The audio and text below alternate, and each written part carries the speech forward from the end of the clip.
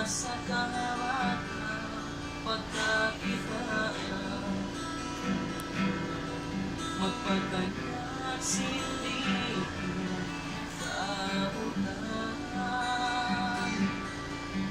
Minsan inumano di ko kaya usan, labi na sinuman kalasan. Minsan sana'y agaw ipaglakaw, magpakaharap panugain intikan mo.